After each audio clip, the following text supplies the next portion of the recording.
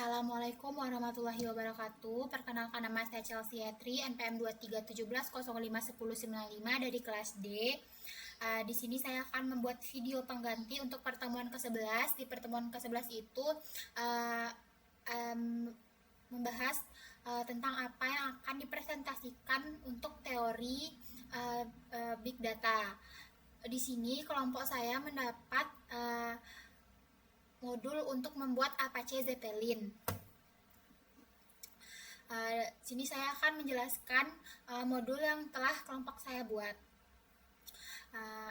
Apache Zeppelin itu notebook based data analytic dan visualization platform.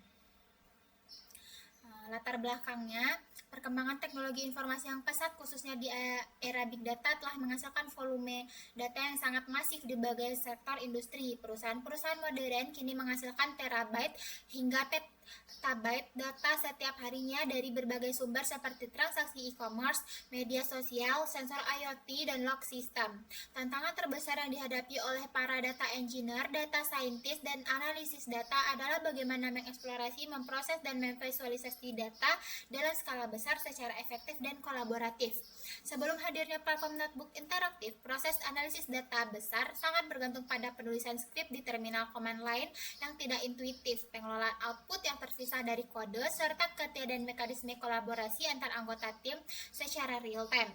Kondisi ini menciptakan kebutuhan mendesak akan sebuah alat yang mampu mengintegrasikan penulisan kode, eksekusi query, dan visualisasi hasil dalam satu antarmuka yang mudah digunakan. Apache Zeppelin hadir sebagai solusi notebook berbasis web yang dirancang khusus untuk ekosistem Big Data dalam kemampuannya mengintegrasikan berbagai engine pemrosesan data mulai dari Apache Spark, Apache Hive, hingga Apache Flink dalam satu platform terpadu. Zeppelin menjawab kebutuhan para praktisi data modern dalam melakukan eksplorasi data secara interaktif, kolaboratif, dan visual. Nah, tujuannya, modul ini kami susun dengan tujuan sebagai berikut. Yang pertama itu memahami konsep dasar dan sejarah perkembangan Apache Zeppelin sebagai platform notebook Big Data, mengetahui arsitektur internal Apache Zeppelin beserta komponen-komponen utamanya, memahami cara kerja Apache Zeppelin dalam mode batch, streaming, dan hybrid, mengidentifikasi fitur-fitur unggulan Apache Zeppelin dan merelevasikannya dalam ekosistem Big Data, lalu mengetahui posisi Apache Zeppelin dalam layar arsitektur Big Data, mampu mengaplikasikan Apache Zeppelin pada kasus penggunaan nyata di industri, dan menganalisis kelebihan dan kekurangan Apache Zeppelin dibandingkan platform sejenis. Nah, ini dia identitas tools, namanya Apache Zeppelin. Versi terkininya 011, kategori data analisis notebook, dan lisensi Apache lisensi 2.0. Oke, nama-nama alternatif atau aliasnya ada nama resminya Apache Zeppelin, nama pendeknya Zeppelin, nama umumnya Zeppelin Netbook, nama lengkapnya Apache Zeppelin Netbook, nama kode proyek ASF-nya Zeppelin, dan repositori GitHub-nya Apache _Zeppelin. Ini informasi terkait teknisnya, bahasanya Java, JavaScript, Scala, platformnya Java Virtual Machine, protokol komunikasinya HTTP REST API WebSocket, format notebooknya JSON, model deploymentnya standalone, Docker, Kubernetes Cloud, sistem operasinya Linux, macOS, Windowsnya via Docker, lisensinya Apache License 2.0 open source, website resminya ini dan repositorinya ini ya. Pengembangan dan organisasi. Yang pertama itu Apache Software Foundation. Itu adalah proyek resmi di bawah naungan Apache Software Foundation, sebuah organisasi nirbala yang berkedudukan di Amerika Serikat, didirikan pada tahun 1999 dan saat ini menaungi lebih dari 350 proyek open source terkemuka di dunia. Lalu ada penggagas awal, yaitu kreator, itu diciptakan oleh Moon Soo Lee, seorang insinyur perangkat lunak asal Korea Selatan pada tahun 2013. Lalu ini ada timeline sejarah perkembangannya. Nah, 2013 itu inisiasi dan kelahirannya, 2014 itu masuk Apache Inkubator, 2015 itu fase inkubasi dan pertumbuhannya, 2016 itu Apache Top Level Project. Lalu 2017 sampai 18 itu ekspansi fitur, sampai 2020 itu helium dan konektor, dari 2021 ke 2022 itu stabilitas 0.1 10 kali, lalu 2023 sampai 2024 tuh versi 0.11.x. Nah, masalah dalam arsitektur big data, tantangan analisis data skala besar. Nah, sebelum kehadiran platform seperti Zeppelin ini, para praktisi big data menghadapi berbagai tantangan fundamental dalam proses analisis data. Nah, berikut adalah masalah-masalah utama beserta solusinya. Yang pertama, keterlibatan interface analisis data. Nah, masalahnya, analisis data harus menggunakan terminal command line untuk menjalankan query Spark, Hive, atau MapReduce. Nah, proses ini tidak intuitif, tidak visual, dan sulit untuk direproduksi oleh anggota lain. Nah, solusinya apa? Zeppelin menyediakan antarmuka berbasis web atau browser yang memungkinkan penulisan kode dalam paragraf yang dapat dieksekusi secara individual. Lalu selanjutnya itu kesulitan kolaborasi tim data. Di sini ekosistem big data konvensional, berbagai hasil analisis antar anggota tim tidak sangat efisien. Jadi harus mengcopy output ke dokumen Word lalu menyimpannya screenshot grafik atau menulis laporan terpisah. Di sini Zeppelin hadir dapat dibagikan melalui URL dan diakses bagi banyak pengguna. Lalu fragmentasi tools visual itu masalahnya itu dalam Zeppelin analisis data tradisional, proses analisis dilakukan di satu tol, misalnya terminal Spark, dan visualisasi dilakukan di tol terpisah. Nah, solusi untuk Zeppelin memiliki sistem visualisasi bawaan yang secara otomatis menampilkan hasil query-nya dalam bentuk tabel, bar chart, line chart, pie chart, scatter plot, dan area chart tanpa memerlukan satu baris kode tambahan. Lalu ada kompleksitas integrasi multi-engine. Ini masalahnya itu ekosistem big data terdiri dari berbagai engine dengan bahasa dan cara penggunaan yang berbeda-beda. Nah, Zeppelin mengaplikasikan kompleks ini dengan menambahkan satu baris magic di bawah paragraf, misalnya Spark, Hive, Flink, Python. Pengguna dapat langsung beralih antar engine yang berbeda dalam satu notebook yang sama. Nah, ini ringkasan problem dan solutionnya. Nah, selanjutnya cara kerja batch, streaming, dan hybrid. Ada metode batch, itu pemrosesan data sekelompok data. Itu cara kerjanya pengguna menulis query atau kode, lalu mengklik tombol run, meneruskan kode ke proses, lalu interpreter mengeksekusi kode pada cluster, lalu hasil komputasi dikembalikan ke interpreter, dan Zeppelin Web App menampilkan output. Ini ada penggunaan batch, itu pemrosesan data real time. Pemrosesan data real time ini metode pemrosesan data di mana data diproses secara kontinu saat data tersebut tiba. Nah, Zeppelin ini mendukung streaming melalui dua pendekatan utama, ada structural streaming sama Apache Flink via interpreter. Nah, contoh-contoh penggunaan streaming. 1. Monitoring fraud detection pada transaksi kartu kredit secara real time, lalu analisis sentimen tweet secara live menggunakan Spark Streaming plus Kafka, dashboard real time untuk metrik aplikasi production, dan pemrosesan data sensor IoT dari pabrik manufaktur. Lalu selanjutnya itu kombinasi batch and streaming. Nah, itu mendukung implementasi Lambda arsitektur, sebuah arsitektur big data yang menggabungkan batch layer untuk akurasi dan speed layer untuk kecepatan waktu. Ada paragraf 1 itu query historis 1 tahun terakhir, paragraf 2 streaming data terbaru dari Kafka, dan yang ketiga itu visualisasi gabungan dari data historis dan real time dalam satu grafik.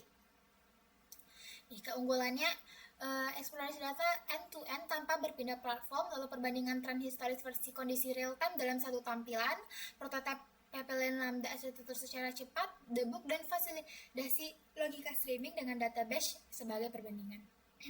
Nah, ini perbandingan 3 mode pemrosesan yang sudah dijelaskan tadi. Selanjutnya komponen utama Apache Zeppelin itu ada Zeppelin Server, itu untuk backend-nya. Itu mengelola siklus hidup notebook, mengelola koneksi WebSocket ke Zeppelin Web, mengkoordinasikan proses eksekusi kode melalui interpreter process manager, mengelola autentikasi dan otorisasi pengguna via Apache Shiro, menyediakan REST API untuk integrasi eksternal dan akses pool mengetik. Lalu mengelola konfigurasi interpreter dan binding notebook interpreter.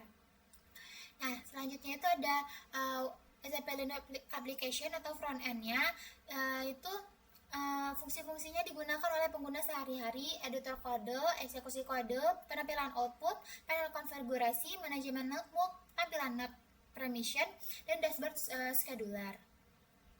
Selanjutnya ada notebook. Notebook ini metadata.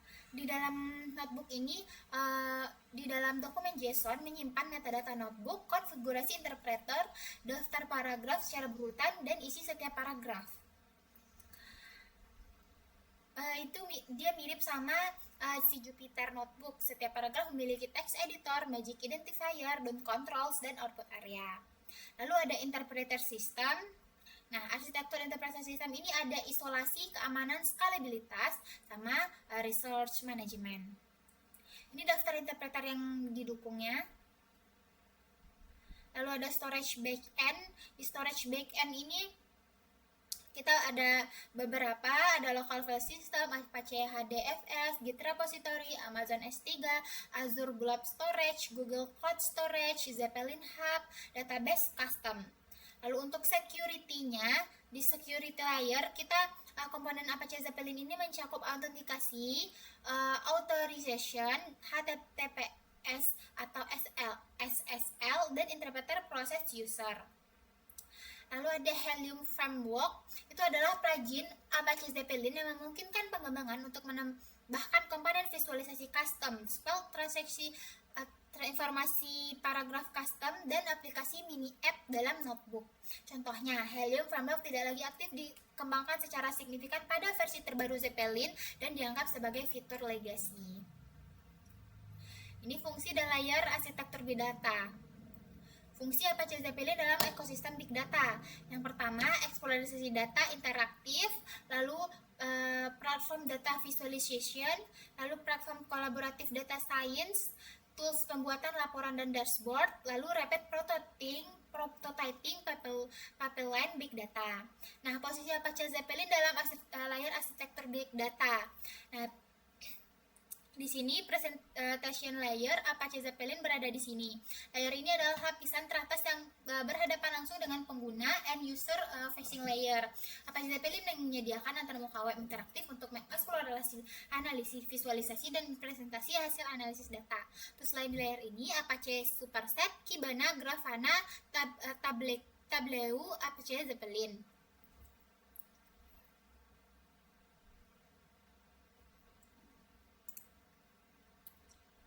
Nih, fungsi dan layar arsitektur big data. Yang pertama itu adalah multi-language netbook. Di sini merupakan salah satu keunggulan terbesar Apache Zeppelin dibandingkan Jupyter Notebook. Itu kemampuan mendukung berbagai bahasa pemrograman dan query language dalam satu netbook yang sama. Ini adalah perpindahan antar bahasa menggunakan magic directive-nya. Lalu built-in data visualization, Zeppelin secara otomatis menampilkan kontrol visualisasi yang memungkinkan pengguna untuk beralih antar berbagai jenis tampilan. Misalnya table view, bar chart, pie chart, area chart, line chart, scatter chart.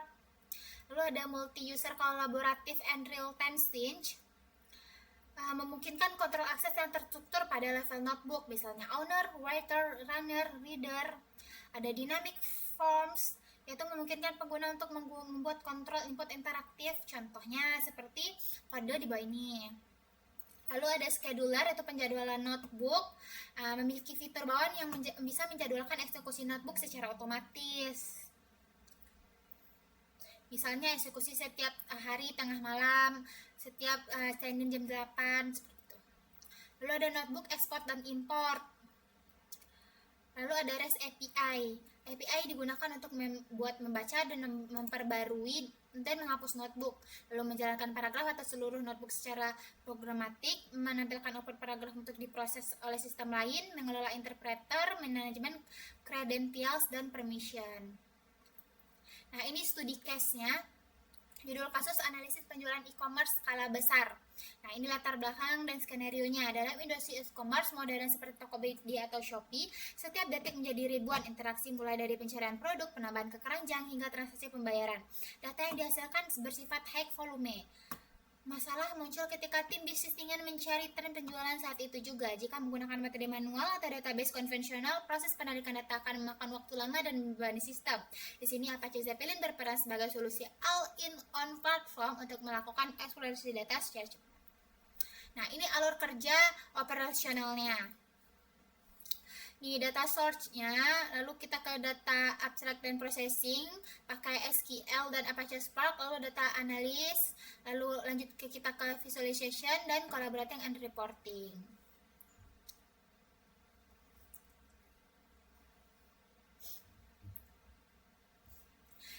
Hasil akhirnya, untuk multi-user collaboration, tim data science dapat menambahkan model prediksi penjualan di paragraf yang sama dengan analisis yang dibuat oleh data analis, dan output profesionalnya, laporan akhir dapat diekspor ke format HTML atau PDF.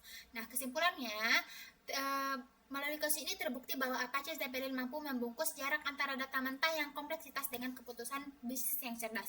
Kemampuannya mendukung lebih dari 20 bahasa dan visualisasi instan menjadikan alat yang sangat efisien untuk perusahaan berskala besar yang mengandalkan big data. Nah, ini kelebihan dan kekurangannya. Yang kelebihan yang pertama itu open source dan bebas biaya, lalu dukungan multi engine dan multi language terluas, lalu built-in visualization tanpa kode tambahan, kolaborasi real time native. Lalu ada dynamic form untuk parametrisasi, integrasi natif dengan ekosistem Apache. Nah, kekurangannya sendiri itu performa UI yang lebih lambat, lalu kurva belajar konfigurasi yang curam, komunitas dan populasi yang lebih kecil, keterbatasan memori manajemen, Helium framework tidak aktif, dan tidak ada magic commands fleksibel. Ini tabel perbandingannya. Nah, ini adalah panduan untuk mendemokan Apache Zeppelin. Kita butuh Ubuntu atau Windows 10. Kalau Windows 10 pakai dengan menggunakan Docker. RAM minimumnya 8, rekomendasinya 16 GB. Butuh ruang kosong 10 GB, OpenJDK 11 atau 17, lalu Google Chrome atau Mozilla Firefox versi terbaru, dan diperlukan untuk mengunduh package dan dependencies.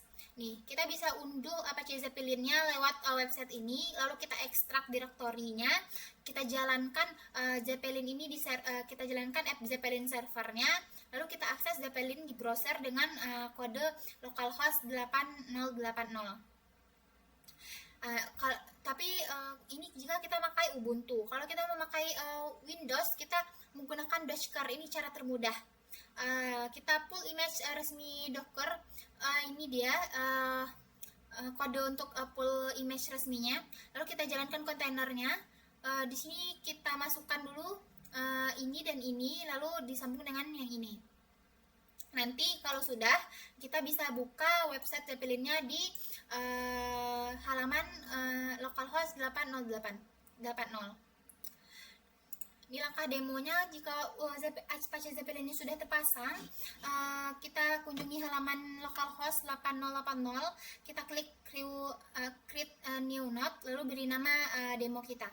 Lalu pada paragraf pertama kita bisa menginputkan kode apa yang mau kita cari, misalnya kode sampel data kategori. Di sini kita bisa klik tombol run, nanti ada bar chart di bawah output melihat visualisasi data otomatis. Nah, tambahkan paragraf baru dengan kode markdown untuk dokumentasinya. Lalu kita bisa ekspor notebook sebagai HTML, file export HTML untuk berbagai laporan.